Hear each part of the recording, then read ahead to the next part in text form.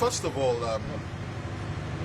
my purpose is to come and stand side by side, shoulder to shoulder with somebody that I have immense respect for.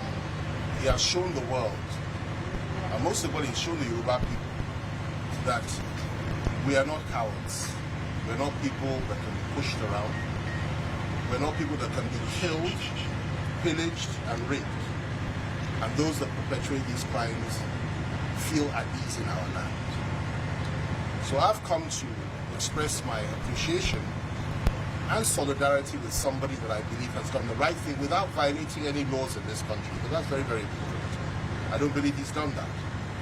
And I believe that it's right and proper for every Yoruba leader to show appreciation for the lives he has saved and for his pursuit of people that are committing crimes. So that's the first purpose. The second purpose is to also let him know. Let me tell you this, there's no contradiction there, because I know the governor as a peace-loving, decent gentleman who is very serious about security matters, and he's proved that. And contrary to what some have said, that he's not being proactive, I disagree with that. He has been proactive. He's in a difficult situation. He has worked extremely hard, and he's deeply concerned about what's going on in his state and what some people are trying to do. They are very close. A lot of people don't know this. They've known each other for many, many years, and I'm not the one. I'm not even qualified to be the one to tell you about what's going on between the two of them. But what I do know is this: that bridges have been built.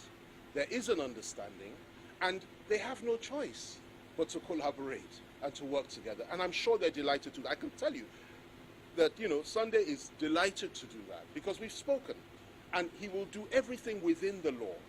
And that is what Makinde may be concerned about, the fear that there may be reaction and so on and so forth. And you can understand why. But it's for us that are leaders and that are elders that can come together and say, listen, let this bridge be built so we can do everything in the right way in order to ensure that the state government is comfortable and to ensure the federal government is also comfortable with what's going on. There is no law that says you cannot defend yourselves against people that kill you and rape your women. And what the government needs to do, and I'm talking about the federal government now, is do something about those that are perpetrating these heinous crimes in our forests. If they did that, if only they could do that and do it better, there wouldn't be an issue here. And we wouldn't have to have people to stand up and say, listen, if they don't do it, we have to do it ourselves. And that's where people like Sunday come in. If they do their job, then people like Sunday would not have to do anything at all. But as long as they don't do their jobs, it raises issues. And I know that Makinde and the other governors of the Southwest will join hands together and have joined hands together to ensure that people are safer. It's the same destination, the same objective that they all have. And this is not about targeting any ethnic community. It's not about targeting Hausas, it's not targeting Fulani. No, that is not what he does. If that was it, I wouldn't be here. And he knows very well that I would never do that either.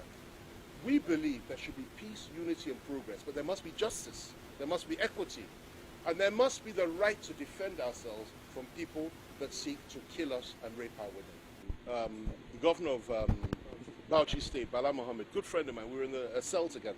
And apart from that, we're very close. We're both former ministers. He said a few days ago that Fulani herdsmen should be given the right to carry AK-47s. Now, I disagree with that, but that is his opinion. And like I told him, he's entitled to his opinion, and he can voice it. Now, if you go by that principle, then of course it makes absolute sense. If Fulani herdsmen are allowed to carry AK-47s to defend their cows and their lives, if they feel threatened, it's also logical that members of the local community, farmers, and each and every one of us should also have that right to defend ourselves against killer Fulani herdsmen or against those that seek to come and kill us and rape our women. So I am totally and completely behind that. I would like that very much. And why not? We're responsible, decent people. The Americans have that right. It's enshrined in their constitution.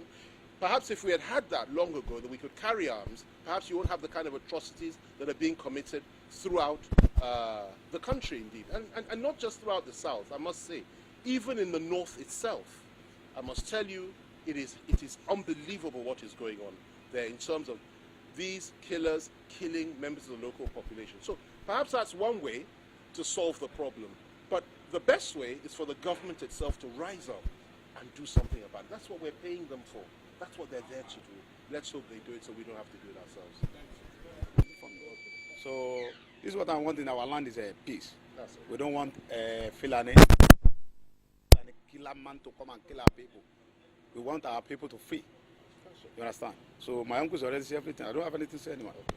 Thank you so much.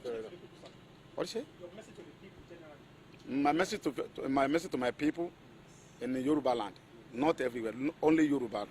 You understand? To try to defend yourself. If anybody come to your farm or to your home to come and kill you, try to defend yourself. So, which is what the minister said too. So it's a good message.